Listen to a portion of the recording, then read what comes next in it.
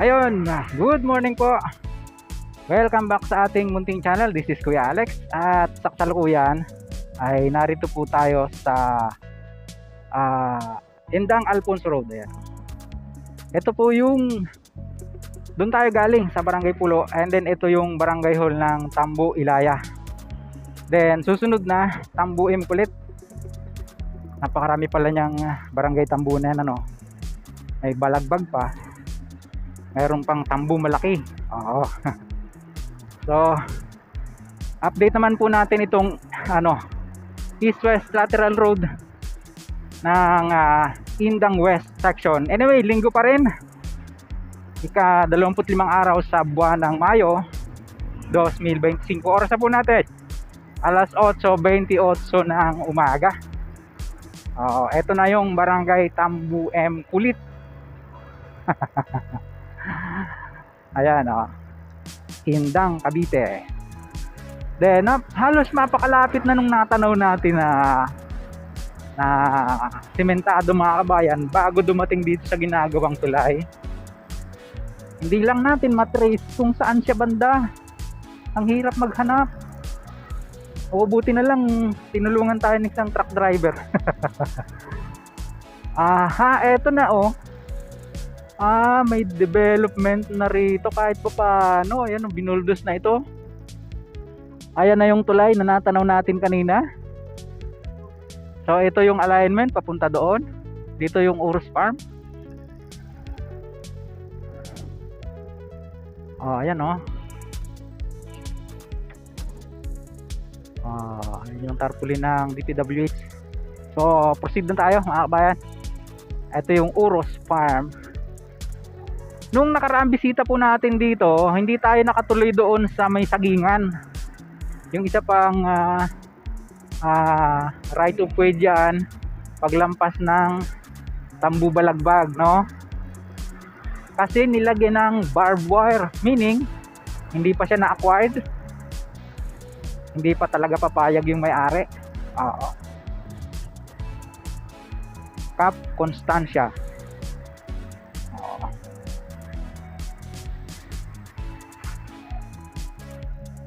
Dito na yon.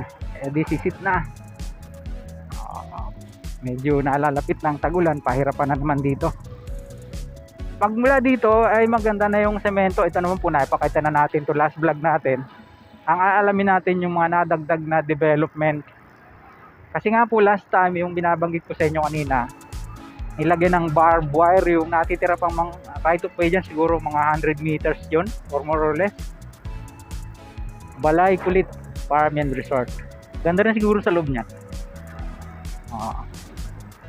So, tingnan natin kung makakakuha tayo dyan sa una-una ng kaunti ng aerial shot uli. Doon sa tuktok na yon sa may Tambo Balagbag, no?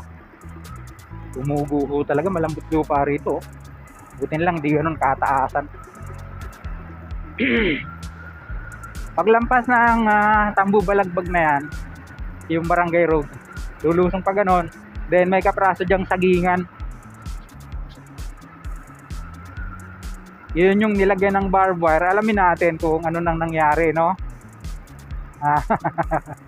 Makakatawid ba tayo? Babalik tayo dito. That is the question mark na ating aalamin, mga kabayan. Ayan, dyan po. Stay tuned at kuha tayo ng aerial shot.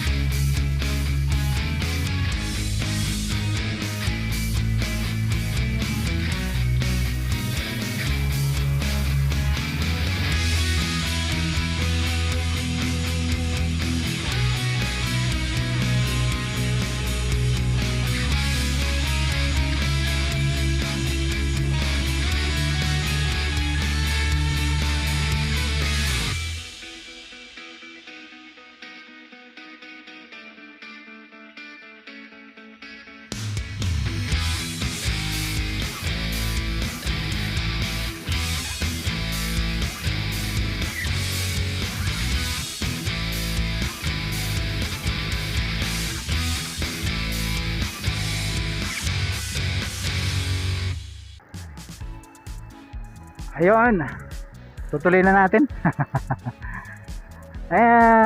Nakakuha po tayo ng aerial shot at wala pong gaano siyang nagbago maliban doon sa binubulwas yung sa may Urus Farm, no?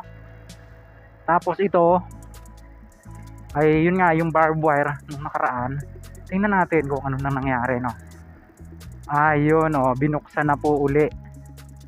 Oo. Ayan yung sinasabi ko sa inyong barbed wire. Dati hindi tayo nakatawid dito. Ayan siya, oh. Okay, tuloy na tayo. Kasi napakalapit po ng daan dito kung tutuusin. Ito po yung hindi pa siguro na-acquired na right of way dito sa bahagi ng Indang West section, itong east-west lateral road, no? Other than this, at saka dyan pa, ayun, walang daan. Oo, yan yung sinasabi ko, sarado.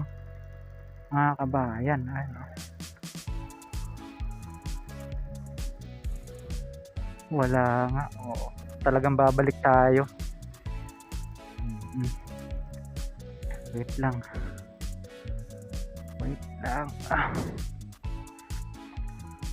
Yep.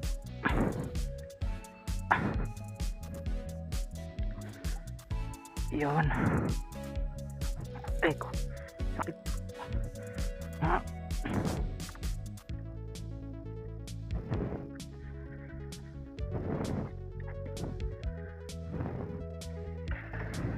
Merong dragon fruit farm dito.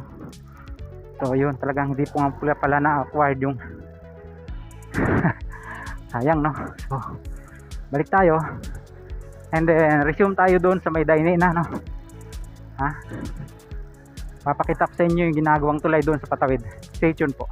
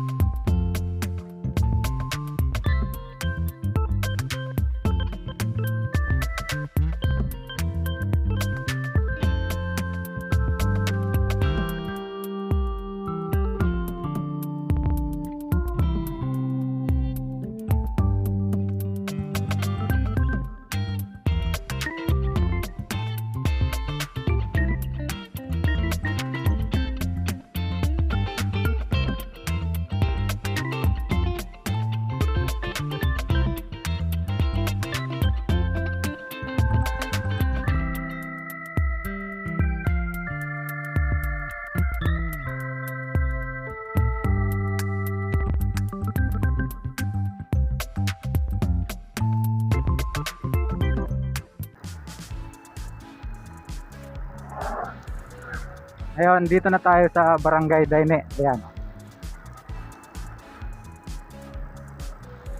At siguro ito na po yung huling barangay ng Indang sa Silanga ay kanlurang bahagi, no? Paki-comment na lang po sa mga makakapanood na taga rito, no? Kung ito na po yung huling barangay ng Indang bago magmaragondon. Kasi babaybay natin yung kakaliwa tayo dito sa east to west, no? Intersection na yung Kadugsong, yung una-una na konti. Bagong espalto dito, oh. Hindi naman totally bago pero compare dun sa ibang kalsada. Binaybay po natin yung mga barangay kasi kagaya nung nakita nyo dyan sa bago tayo bumitiw, no? May barbed wire. Ang lapit lang sana. Kaso yun nga, hindi pa na-acquired yung property. Ayan, ito na yun, no? Yan, dito sana tayo manggagaling.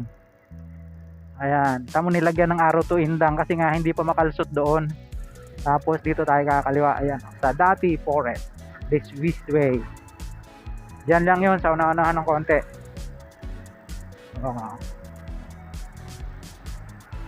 Huwag po kayo maglibay mga kabayan.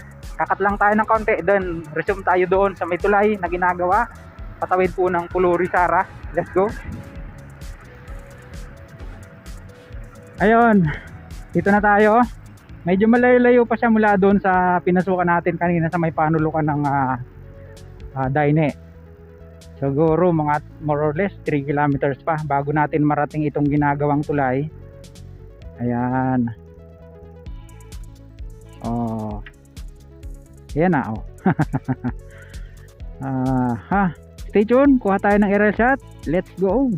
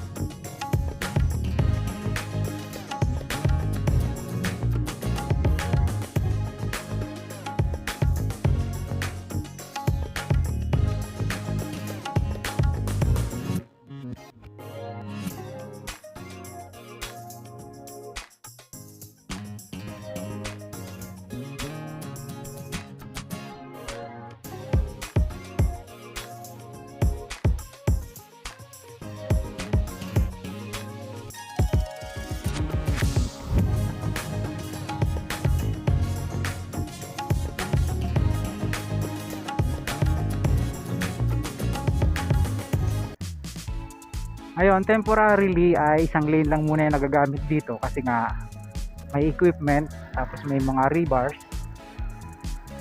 Ayan, nakuhanan natin yung yung ginagawang kabilang lane ng tulay. Tapos banda raw ng konti yung mga girders na ilalagay dyan.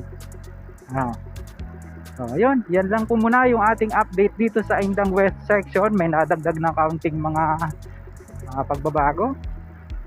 Pansamantala ay nagpapaalam po muna si Kabayang Alex. Sa mga ngayon lang napagawi sa ating pong munting channel, huwag niyo kalimutang mag-like at mag-subscribe, pakipindot po ang notification bell para lagi po kayong updated anytime na mag-upload po tayo ng video. Ito pong muli si Kabayang Alex, lagi nagpapaalala. Mag-ingat po tayo, lagi tayong manalangin magpasalamat sa Diyos. See you po on my next vlog, God willing. Hasta la, bye bye.